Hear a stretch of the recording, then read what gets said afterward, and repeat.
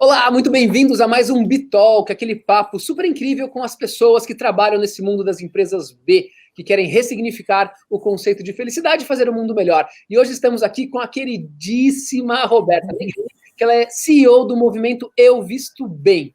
Rô, começando com uma pergunta bem direta. Você era uma executiva de uma grande empresa e aí, de repente, você falou assim, não quero mais, eu quero empreender com impacto. Me conta essa história. Sim. Acho que, na verdade, eu cheguei a ser uma grande executiva, porque talvez quando eu era muito pequena me contaram que a gente trabalhava muito, a gente corria atrás e galgava espaço no mercado corporativo e quase que a gente encontraria lá um baúzinho da felicidade no final. E eu acho que eu cheguei onde eu queria chegar e quando isso aconteceu, ao invés de eu encontrar um baúzinho, eu realmente encontrei, foi um grande desafio, porque eu percebi que não era a felicidade que eu queria. E já estava no momento da minha vida que eu, de fato, queria devolver para o mundo, acho que todas as bênçãos que eu recebi. Eu me sinto uma pessoa muito agradecida, feliz, e eu queria devolver. E, obviamente, queria continuar trabalhando e criar um negócio social, né? Como eu falo, muitas vezes as pessoas confundem uma ONG com um negócio social. O nosso negócio é um negócio que, sim, tem a finalidade de gerar lucro, até para ser reinvestido no negócio, mas funciona como uma grande força motriz de impacto, né, de transformar vidas, à medida que a gente cresce, né, economicamente, financeiramente, mas aumentamos o nosso impacto. Certamente tem alguém que trabalha numa grande empresa, que está ouvindo a gente agora e que não está feliz nessa grande empresa, sente falta de propósito, está indo todo dia, eventualmente está crescendo na carreira. Que dica você dá para essa pessoa? Olha, João, antes de falar da dica, eu vou falar sobre um dado que me surpreendeu. Recentemente, eu li uma entrevista que em 67 países foi feita uma pesquisa sobre o engajamento das pessoas nas empresas. E a gente descobriu, né, foi o Ibope que fez essa pesquisa, e a grande verdade era que as pessoas estavam mais engajadas em projetos voluntários do que nas empresas que elas trabalhavam. Ou seja, elas dedicavam mais tempo e entusiasmo a algo que não era remunerado do que seu próprio remuneração. Então, isso já dá um indício para a gente de que realmente o mundo está mudando. Realmente, o dinheiro, como sempre foi pregado, não é sinônimo de felicidade. Né? Você, sim, a gente vive num mundo que é necessário ter dinheiro, mas isso não necessariamente tem que ser razão da sua vida. Né? Então, quando a gente... Eu falo essa frase há muitos anos, né? Eu descobri dois momentos muito importantes da vida. Um, obviamente, o meu nascimento, foi uma dádiva do Criador, mas o segundo momento foi quando eu tive a sorte de descobrir meu propósito. Tudo mudou na minha vida, tudo fez sentido, eu realmente entendi o que era ser feliz quando eu dedico meus dias, eu dedico o que eu faço no meu dia a dia a transformar a vida das pessoas. E quando a gente fala de propósito, tem N propósitos, pode ser cuidar de uma horta, por exemplo, mas isso é o seu propósito, é aquilo que enche tua alma, teu peito. Então, a minha dica para as pessoas que estão aí naquele momento chave da vida, que é de se questionar o que estão fazendo nesse mundo, é meditar. Acho que isso é um bom caminho, né? Às vezes na meditação, e a meditação não é porque você deixar sua mentezinha ali parada, mas é sim escutar um pouco, né, seu interior e descobrir o que de fato te faz feliz. Se você conseguir unir o seu trabalho, algo que te faz feliz, talvez você não tenha todos os louros de uma carreira vitoriosa numa grande empresa, mas você vai perceber que você não precisava daquilo. Esse é o grande ponto. Então, é coragem, é a minha dica. Em um minuto, o que o movimento Eu Visto Bem faz? Olha, nós somos um negócio B2B, têxtil, que temos o grande propósito de ressignificar esse mercado. Então, a gente traz soluções ambientais e soluções sociais para as empresas em geral, desde o mercado de moda a empresas financeiras, cosmético, que buscam dar significado a tudo que é têxtil. Então, nós somos uma empresa lixo zero, não deixamos nenhum tipo de resíduo no meio ambiente, e toda a nossa mão de obra é social. Então, a gente trabalha na ressocialização e, na verdade, transformando a vida de mulheres que buscam uma segunda chance no mercado de trabalho, na sociedade. Então, são detentas do sistema prisional, onde a gente profissionaliza essas mulheres, muda um pouco aqui o mindset delas, e também transforma essa saída, essa liberdade nela em algo que tenha, de fato, impacto na sociedade. Então, quando a gente transforma a vida de uma mulher, a gente está transformando a vida de todo o entorno dessas pessoas. E por que detentas? Na verdade, eu nunca tive... As pessoas me perguntam muito isso, é uma pergunta muito comum. Na verdade, duas coisas, né? Primeiro que quando alguém não sabe quem eu sou e vê que eu trabalho com detentas, já rola um preconceito ali, as pessoas perguntam, nossa, você, loiro, olho azul, né? Então já tem um preconceito que eu não consigo entender de onde vem, mas isso é real, né? É específico, e eu nunca tive uma situação onde, por exemplo, eu tive que conviver com um detento ou uma detenta. Na verdade, eu me deparei com uma pessoa desesperada, procurando uma segunda chance, porque o juiz tinha determinado que, para reaver a guarda dos filhos, 7 filhos, ela precisava de um emprego CLT. E eu estava buscando um propósito na minha produção, e entendi que aquilo ali poderia ser o meu caminho, e realmente virei uma ativista da causa. Sou apaixonada por essa causa, porque são mulheres invisíveis, mulheres que nem eu, nem a maioria da sociedade conhece as verdadeiras histórias, e o quanto essas pessoas são importantes para a nossa sociedade, para transformar o nosso Brasil, transformar nossas comunidades, transformar nossos filhos. Por que o movimento Eu Visto Bem é uma empresa B? Ai, João, acho que a gente já nasceu B, né? Então, eu não conhecia o conceito de B quando a gente nasceu, mas eu sempre tive uma máxima para a minha vida. Eu queria ter um negócio que crescesse economicamente, proporcionalmente ao meu impacto e que gerasse o mínimo impacto possível ao meio ambiente. Então, essas 3 máximas, para mim, era uma condição sine qua non para abrir um negócio. Então, acho que depois que a gente já tinha caminhado, já tinha entendido nossa missão do mundo, eu conheci a empresa B e eu confesso que eu fiquei alucinada para fazer parte desse grupo. Foi muito difícil nossa certificação, porque estamos alocados dentro de um presídio, então a gente teve que, inclusive, mudar as regrinhas do Sistema B, foram 2 anos para conseguir a certificação, o time do Brasil inteiro torcendo para a gente conseguir, e acredito eu que nós somos a única empresa no mundo certificada dentro de um presídio. Uau, que incrível!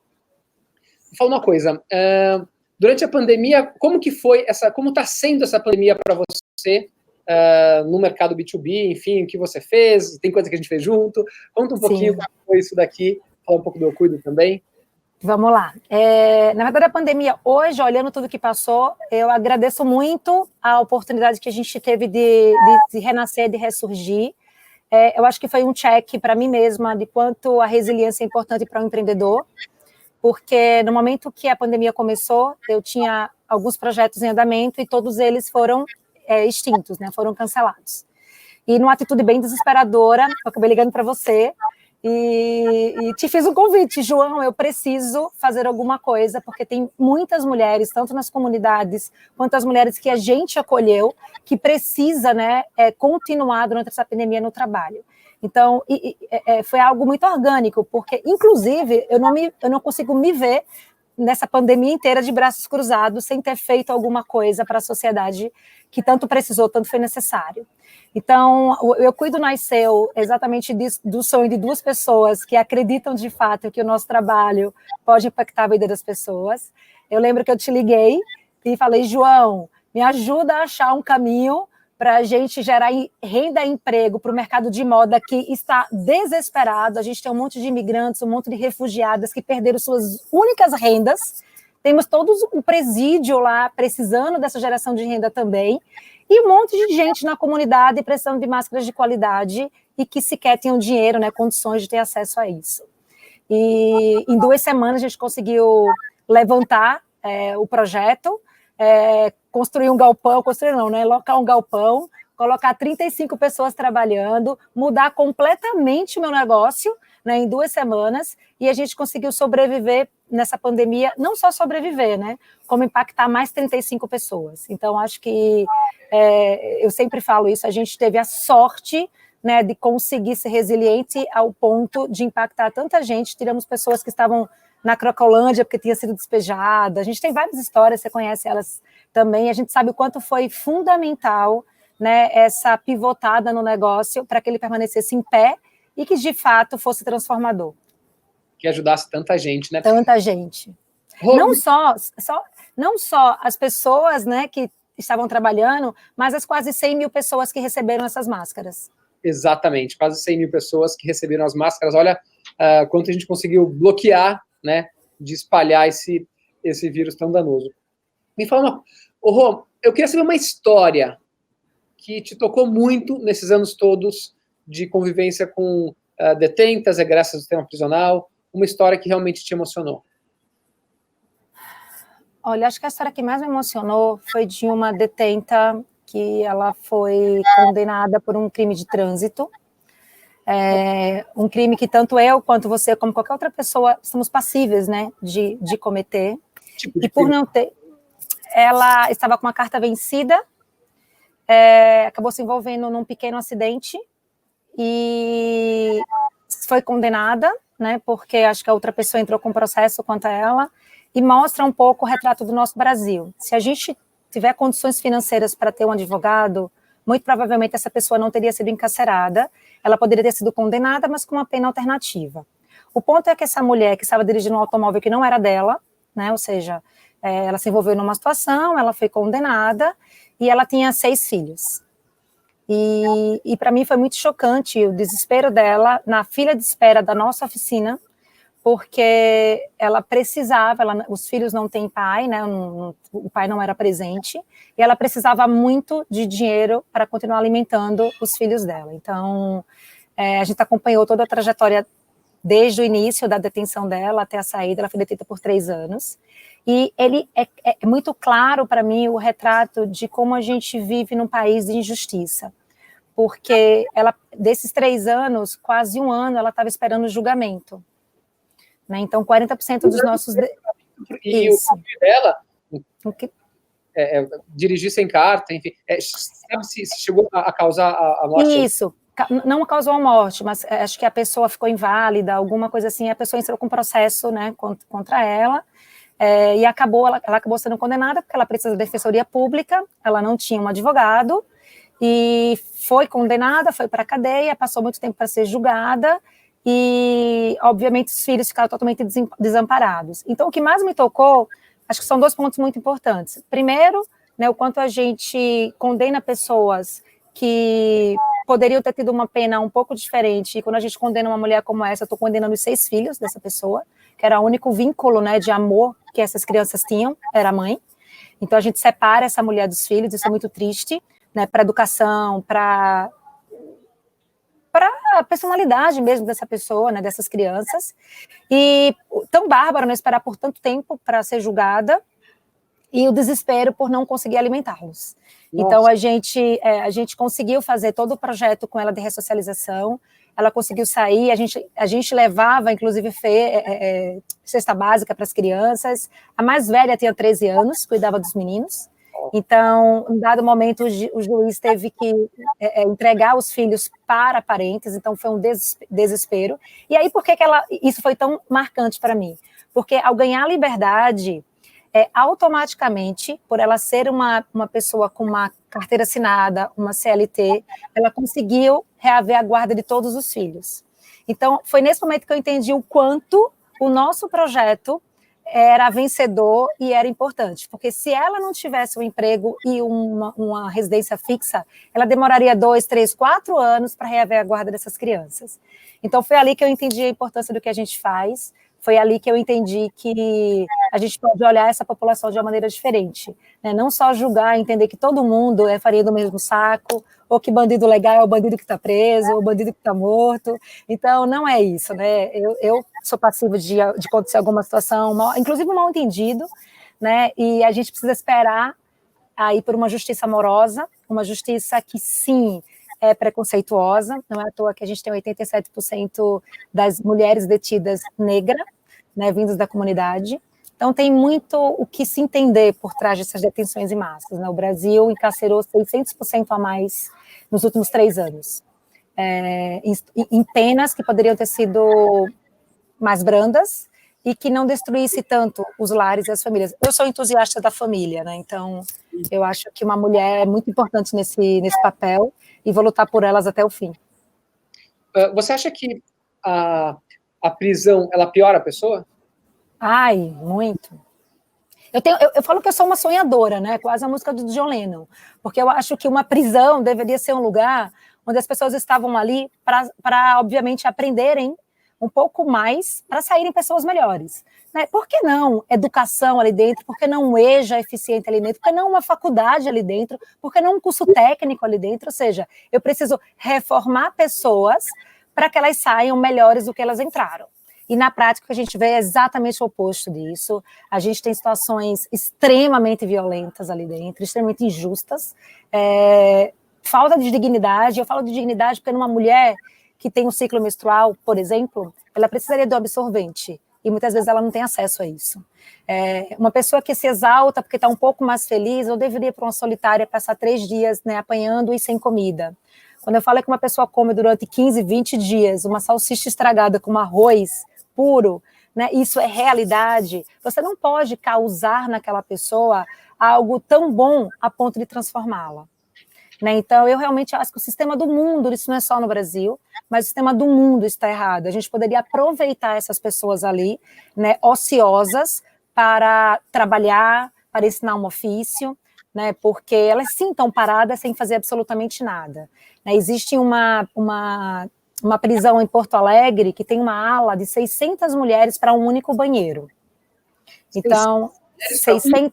Exato. É uma prisão super populosa na capital mesmo, em Porto Alegre, e isso não pode falar que uma pessoa sai dali melhor numa situação dessa, né? Não, nem que seja se a pessoa não tem nenhuma empatia, nenhuma compaixão, nem que seja por egoísmo, porque você pensar como você quer o bem para você, se você está tendo um lugar que está piorando as pessoas, vai ser mais perigoso para você como ser humano. Exato. Mesmo que não tenha nada de humanidade, né? Mas... É um ciclo, né? Eu sempre falo, se a gente quer mudar a sociedade, a gente não tem que mudar só pensando em leis ou em regras. A gente tem que entender que a gente sim tem um problema, né, na nossa base social, um problema de educação, um problema de acesso a referências positivas. Uma pessoa de uma comunidade, muitas vezes, não tem acesso a entender o quanto trabalhar com dignidade pode transformar a vida dela, porque ela cresceu num mundo muito diferente. Então, quando a gente investe... Oi, desculpa. As referências dela são diferentes. Exatamente. Então, você não pode julgar alguém que inclusive, todo o capitalismo que a gente vive, que bota ali na cabecinha dela, olha, um tênis Nike, um tênis não sei o quê, um tênis isso, e você tem como sua única referência o traficante da comunidade, que inclusive ajuda e é justo ali dentro. O Sistema B e o Capitalismo Consciente lançaram agora em setembro agora desse ano, de 2020, uma campanha chamada Redefina o Capitalismo, em que alguns pilares são renda digna, respeito e inclusão, e coisas que você vivencia, você apoia muito isso, você fomenta isso. Como você vê essa campanha do Redefina o Capitalismo? Eu acho que ela já existe, né? Acho que está acontecendo de uns anos para cá. É muito óbvio que a forma como a gente trabalha e vive, ele não funciona mais, e a prova disso é esse dado que eu acabei de trazer, né? As pessoas estão muito mais engajadas em causas voluntárias do que no seu próprio trabalho. Então, para mim, isso já é o retrato correto do capitalismo, de como a gente está mudando e está errado. Uhum.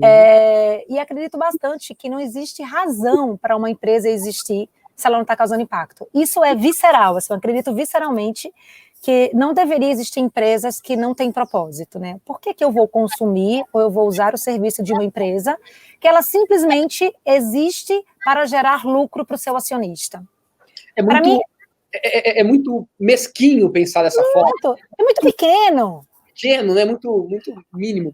O seguinte, por outro lado, como você tem uma empresa, tem uma marca que agrega valor para quem olha para ela, tem várias empresas que contratam o Eu Visto Bem para mostrar que estão super engajadas e pelo propósito gigante que você tem. Mas não necessariamente todas que te contratam têm esse olhar humano, vou contratar o Eu Visto Bem porque é legal. Não, eu vou contratar o Eu Visto Bem para mostrar que eu sou legalzinho, mas na verdade eu não sou. Como você enxerga isso e você percebe a diferença de um tipo de empresa e de outro, dos que são as empresas genuinamente interessadas em fazer algo legal e das outras que é só marketing? Muito, né? Eu acho que o greenwash, né, isso é real. Tem muitas empresas... Todo mundo entende hoje que se colocar uma tag em você como pessoa física ou como a sua empresa, de que você apoia o bem, é algo interessante. Exato, né? Até as pessoas, você vê artistas, influencers, todo mundo querendo... Tem gente que está fazendo curso para melhorar a sua imagem, para se tornar uma pessoa melhor para o outro, né? Não para si próprio. Então tem muita coisa, uns conceitos meio deturpados aí no meu ponto de vista. E, obviamente, muita gente procura o movimento para ter esse selinho. E é muito óbvio isso, João. A pessoa que genuinamente acredita na causa é aquela que de fato se interessa, né, por entender o que a gente está fazendo, aquele que quer fazer uma visita para entender de fato se nosso impacto é real. Porque também tem o que questiona, eu adoro isso. Eu adoro o cliente que fala, mas realmente você faz dessa forma? Eu posso comprovar? Eu posso ver? Então, isso é maravilhoso, porque a gente, para mim, é a oportunidade de comprovar que é possível. Né? É possível gerar lucro, né, com propósito. É possível gerar lucro impactando o mínimo possível o ambiente e o máximo possível a vida das pessoas. Então, eu gostaria muito, eu sonho viver nesse mundo onde as pessoas buscam um movimento porque é óbvio, ou seja, se eu vou colocar o meu budget em algo, por que não colocar o meu budget em algo que está transformando vidas e ser genuíno? Né? Mas sim, tem muita gente que ainda está buscando só a plaquinha, mas eu acho que a vida também se encarrega de mostrar, né, quem são verdadeiros e quem não são. Exato. Roberta Negrini, CEO do Movimento Eu Visto Bem. Se você pudesse dar agora um recado para todos os líderes do mundo, que recado seria esse?